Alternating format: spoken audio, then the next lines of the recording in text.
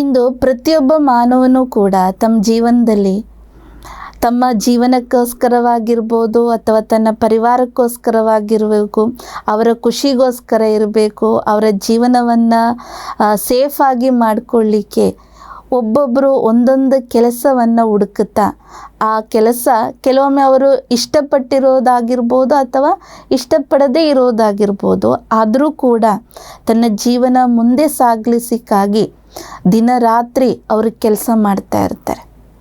ಆದರೆ ಇವತ್ತಿನ ಕಾಲದಲ್ಲಿ ನಾವು ಆ ಒಂದು ವ್ಯಕ್ತಿಯನ್ನು ನೋಡಿದಾಗ ಬೆಳಿಗ್ಗೆ ತುಂಬ ಉತ್ಸಾಹದಿಂದ ಕೆಲಸಕ್ಕೆ ಹೋಗಿರ್ತಾರೆ, ವಾಪಸ್ ಬರೋತ್ತಿಗೆ ತುಂಬ ಭಾರವನ್ನು ಹೊತ್ಕೊಂಡು ಬರುವಂಥ ಸ್ಥಿತಿಯಲ್ಲಿ ಬರ್ತಾರೆ, ತುಂಬ ಸುಸ್ತಾಗಿ ಆಯಾಸ ಆಗಿ ಬರ್ತಾರೆ. ಅಂದಮೇಲೆ ನಾವು ಕೆಲಸಕ್ಕೆ ಹೋಗೋದೇ ನಮಗಾಗಿ ಅಂದಮೇಲೆ, ನಮ್ಮ ಪರಿವಾರಕ್ಕಾಗಿ ಅಂದಮೇಲೆ ಕೆಲಸಕ್ಕೆ ಹೋಗುವಾಗಲೂ ಅದೇ ಖುಷಿ ಇರಬೇಕು, ಕೆಲಸದಿಂದ ಹಿಂದಿರುಗಿ ಮನೆಗೆ ಬರುವಾಗಲೂ ಅದೇ ಖುಷಿ, ಅದೇ ನಶೆ, ಅದೇ ಶಕ್ತಿಯನ್ನು ತುಂಬ್ಕೊಂಡು ಬರಬೇಕಾಗತ್ತೆ. ಏಕೆಂದರೆ ಪ್ರತಿಯೊಂದು ದಿವಸ ನಾವು ಕೆಲಸಕ್ಕೆ ಹೋಗುವಾಗ ನಮ್ಗೆ ಗೊತ್ತಿದೆ, ಡೈಲಿ ವೇಜಸ್ ತಗೊಳ್ಳೋರು ಇದ್ದಾರೆ, ಅದೇ ರೀತಿ ವೀಕ್ಲಿ ವೇಜಸ್ ತಗೊಳ್ಳೋರು ಇದ್ದಾರೆ, ಮಂತ್ಲಿ ವೇಜಸ್ ತಗೊಳ್ಳೋರು ಇದ್ದಾರೆ.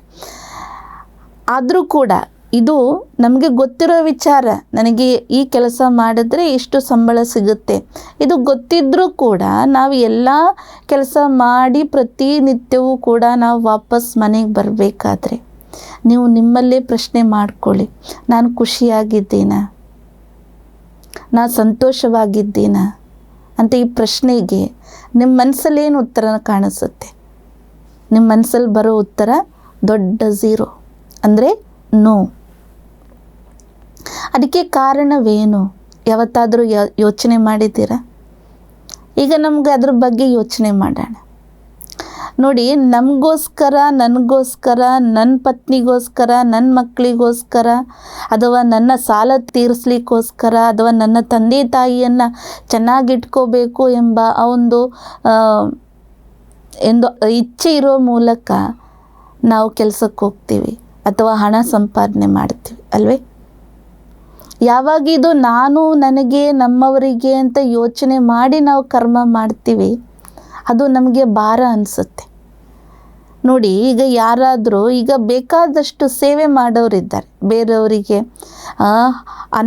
ಒಂದು ತುತ್ತು ಅನ್ನ ತಿನ್ನಕ್ಕಿಲ್ಲದವರಿಗೆ ಒಂದು ತುತ್ತು ಅನ್ನ ಅವರಿಗೆ ಹಾಕೋದು, ಅಥವಾ ಯಾರು ರೋಗಿಗಳಿರ್ತಾರೋ ಅವ್ರ ಬಳಿ ಒಂದು ಸತಿ ಹೋಗಿ ಅವ್ರ ರೋಗಕ್ಕೆ, ಆ ಕಾಯಿಲೆ ವಾಸಿಯಾಗಲಿಕ್ಕೆ ತಮ್ಮಿಂದ ಏನಾದರೂ ಸಹಾಯ ಮಾಡ್ಬೋದಾ, ಆ ಸಹಾಯವನ್ನು ಮಾಡಬೇಕಾದ್ರೆ, ಅಥವಾ ಈ ಥರ ಸೋಷಿಯಲ್ ಆಗಿ ಅವರು ಏನಾದರೂ ಒಂದು ಸೇವನೆ ಮಾಡಬೇಕಾದ್ರೆ ಅವ್ರ ಮನಸ್ಸಿಗೆ ಕೊಡುವಂಥ ಖುಷಿ ಅದು ನಾವು ಕೆಲಸ ಮಾಡಿ ಬರುವಾಗ ಸಿಗಲ್ಲ.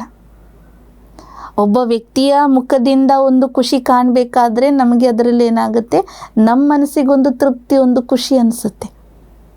ಅದು ಯಾಕೆ ಅಂತಂದರೆ, ನಾವೊಬ್ಬರಿಗೆ ಊಟ, ಅವರಿಗೆ ಒಂದೊತ್ತು ಊಟಕ್ಕೆ ಏನೂ ಇರಲ್ಲ. ಯಾವಾಗ ನಾವು ಅದನ್ನು ಅರ್ಥ ಮಾಡಿಕೊಂಡು ನಮ್ಮ ಊಟದಿಂದ ಒಂದು ಅರ್ಧ ಭಾಗ ಆ ವ್ಯಕ್ತಿಗೆ ಕೊಟ್ಟಾಗ, ಆ ವ್ಯಕ್ತಿಯ ಹೊಟ್ಟೆ ತುಂಬಿದಾಗ ಅವ್ರ ಮನಸ್ಸಲ್ಲಿರುವಂಥ ಖುಷಿ, ಅವ್ರ ಮನಸ್ಸಲ್ಲಿ ನಮ್ಮ ಪ್ರತಿ ಇರುವಂತಹ ಭಾವನೆ, ಅವ್ರ ಮನಸ್ಸಿಂದ ನಮಗೋಸ್ಕರ ಬಂದಿರುವಂಥ ಆಶೀರ್ವಾದ ಇದೆಯಲ್ಲ, ಅದು ಸ್ಥೂಲ ಸಂಪಾದನೆಗಿಂತಲೂ ಮಿಗಿಲಾಗಿರುವಂಥದ್ದು. ಆಗ ಒಂದು ವ್ಯಕ್ತಿಯಿಂದ ಆ ಥರ ಆಶೀರ್ವಾದ ನಮಗೆ ಪಡಿಬೇಕಾದರೆ ನಮಗೆ ಎಷ್ಟು ಖುಷಿ ಆಗುತ್ತೆ, ನಮ್ಮೊಳಗಡೆ ಎಷ್ಟೊಂದು ಶಕ್ತಿ ತುಂಬುತ್ತೆ. ಆಗ ಭಗವಂತನ ಆಶೀರ್ವಾದದಿಂದ ಮಾಡುವಂಥ ಕರ್ಮ ಅದಕ್ಕಿಂತ ಎಷ್ಟೋ ಪಟ್ಟು ಶ್ರೇಷ್ಠವಾಗಿರುತ್ತೆ. ಅದು ನಮ್ಮ ಜೀವನದಲ್ಲಿ ಶ್ರೇಷ್ಠತೆಯನ್ನು, ನಮ್ಮ ಜೀವನದಲ್ಲಿ ಗೆಲುವನ್ನು ತರುತ್ತೆ. ಈಗ ನೋಡಿ, ನಮಗೆ ಎಷ್ಟೋ ಬೇಕಾದಷ್ಟು ನಮ್ಮದಲ್ಲಿ ಎಬಿಲಿಟಿ ಇರುತ್ತೆ, ಕ್ರಿಯೇಟಿವಿಟಿ ಇರುತ್ತೆ, ಹಣ ಇರುತ್ತೆ, ನಾವೆಲ್ಲ ಸಂಪಾದನೆ ಮಾಡ್ತೀವಿ. ಆದರೂ ಕೂಡ ನಮ್ಮ ಜೀವನದಲ್ಲಿ ಒಂದು ಹುಮ್ಮಸ್ಸಿರಲ್ಲ, ಬರಡು ಹೋಗಿರುವಂಥ ಜೀವನ ಥರ ಇರುತ್ತೆ. ಯಾರ ಹತ್ರ ಆದರೂ ಕೇಳಿ, ಹೆಂಗಿದ್ದೀರಾ, ಸುಖವಾಗಿದ್ದೀರಾ ಅಂತ ಕೇಳಿದ್ರೆ, ಹಾಗೆ ಹೋಗ್ತಾ ಇದ್ದೆ, ಬದುಕಬೇಕಲ್ಲ ಅಂತ ನಾವು ಬದುಕ್ತೀವಿ ಅಂತ ಅವ್ರು ಹೇಳ್ತಾರೆ. ಅಂದಮೇಲೆ ಅವ್ರ ಜೀವನದಲ್ಲಿ ಅವ್ರು ಏನು ಖುಷಿಯನ್ನು ಇಚ್ಛೆ ಪಡ್ತಾ ಇದ್ದಾರೋ, ಅವ್ರ ಜೀವನದಲ್ಲಿ ಏನು ಪ್ರಾಪ್ತಿಯನ್ನು ಗಳಿಸ್ಬೇಕು ಅಂತಿದ್ದಾರೋ ಅದೆಲ್ಲವೂ ಕೂಡ ಅವರಿಗೆ ಇಲ್ಲವಾದಂಥ ಅನಿಸುತ್ತೆ. ಯಾತಕ್ಕೋಸ್ಕರ ಹಂಗನ್ಸುತ್ತೆ? ಸ್ವಾರ್ಥತೆಯಿಂದ ನಾವು ಕರ್ಮ ಮಾಡಿದಾಗ. ಏಕೆಂದರೆ ಕರ್ಮ ಎಂಬುದು ಎಂಥ ಕರ್ಮ ಮಾಡುವುದು ಅಂತ ಅಲ್ಲಿ ಮುಖ್ಯ ಅಲ್ಲ, ನಾವು ಮಾಡುವ ಕರ್ಮ ಹೆಂಗೆ ಮಾಡಬೇಕು ಎಂಬುದರಲ್ಲಿರೋದು ಕಾರ್ಯ. ನಾವು ಹೆಂಗಂಗೋ ಕರ್ಮ ಮಾಡಿ ಯಾವುದೋ ಮನೋಚಿಂತನೆಯಿಂದ ಕರ್ಮ ಮಾಡಿದರೆ ಅದರ ಫಲ ಏನೋ ಸಿಕ್ಬೋದು, ನೀವು ಉದ್ದೇಶಿದ ಹಾಗೆ ಆ ಕಾರ್ಯ ಮಾಡ್ಬೋದು, ಅದರಿಂದ ನಿಮಗೆ ಸಂಪಾದನೆಯೂ ಇರ್ಬೋದು.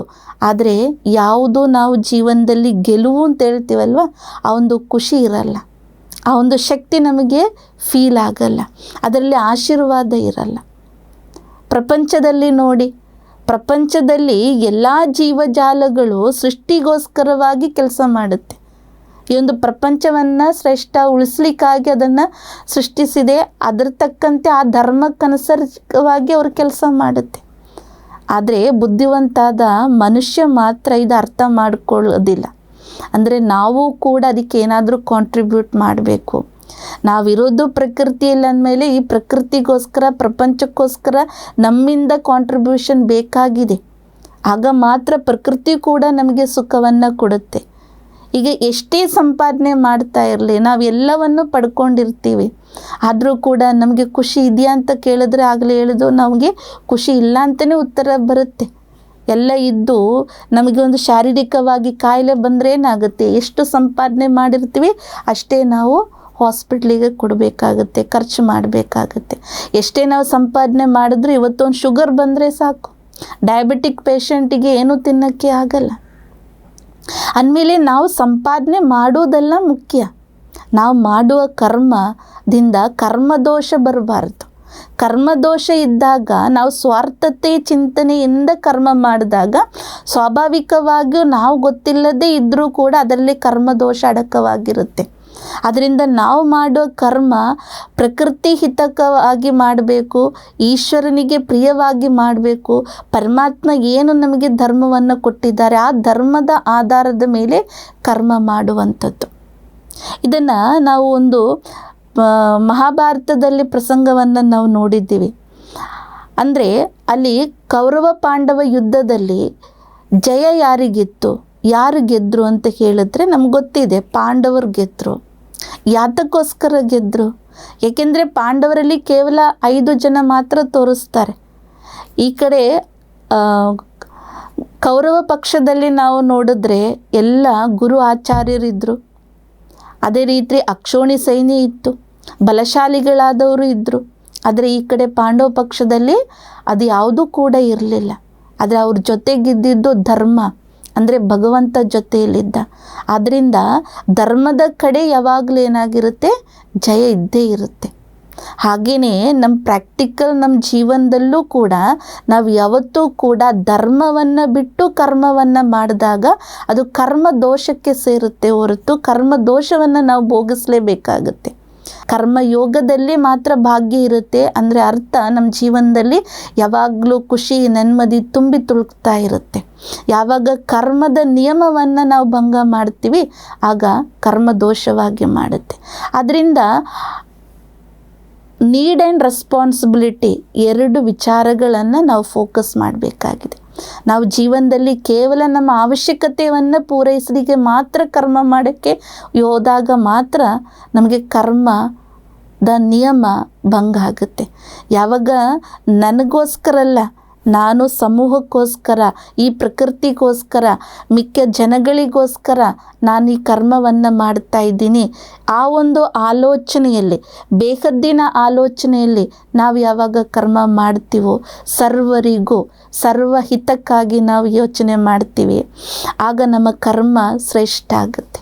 ಆ ಕರ್ಮದಿಂದ ಜನಗಳ ಆಶೀರ್ವಾದ ನಮಗೆ ಸಿಕ್ಕುತ್ತೆ, ಪ್ರಕೃತಿಯಿಂದ ಆಶೀರ್ವಾದ ಬರುತ್ತೆ, ಹಾಗೆ ನಮ್ಮನ್ನು ಸೃಷ್ಟಿಸಿದ ಭಗವಂತನ ಆಶೀರ್ವಾದ ನಮ್ಮ ಮೇಲೆ ಇರುತ್ತೆ.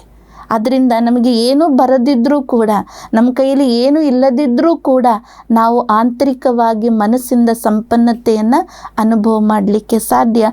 ನಮ್ಮ ಜೀವನದಲ್ಲಿ ಒಂದೊಂದು ಹೆಜ್ಜೆನೂ ಕೂಡ ನಾವು ಗೆಲ್ಲುವಂಥದ್ದು ನಿಶ್ಚಿತವಾಗಿದೆ.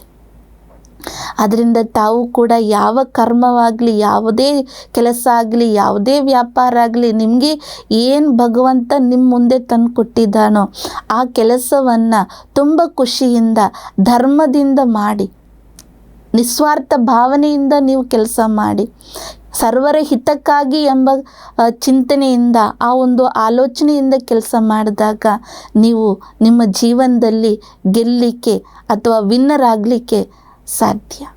ಇದೇ ಸತ್ಯವಾಗಿರುವಂಥದ್ದು.